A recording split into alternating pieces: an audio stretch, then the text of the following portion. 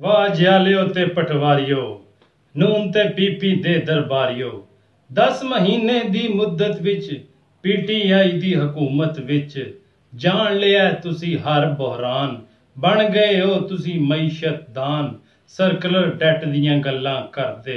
import export ते होके भरदे करंट अकाउंट खसारा कितना जीडीपी साडा सारा कितना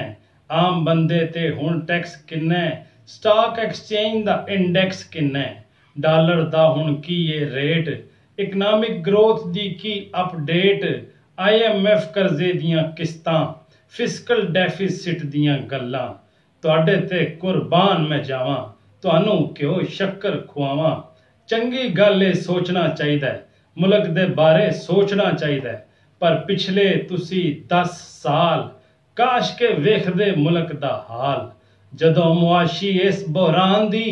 पूरी मिलत दे नुकसान दी बुनियाद पई रखी जांदी सी शरीफ खानदान ते जरदारी मुल्क नू वेच के खांदे पे सन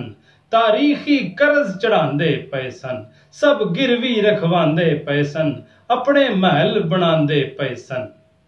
उदों कहंदे सो रो इमरान रो खाता है तो लगाता है बब्बर शेर फिर एक बारी एक जरदारी सब पे भारी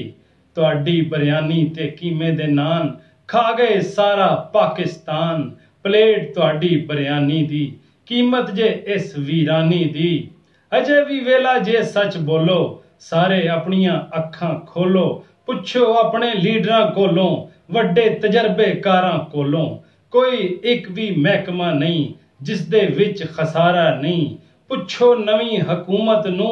ए मुआशी बहरान क्यों दिता है लुटा के एदा कौमी खजाना लुट के पाकिस्तान क्यों दिता है हुण केड़े मुंह नाल ए तहरीक चलान लगे हो सिद्धा आखो अपनी अपनी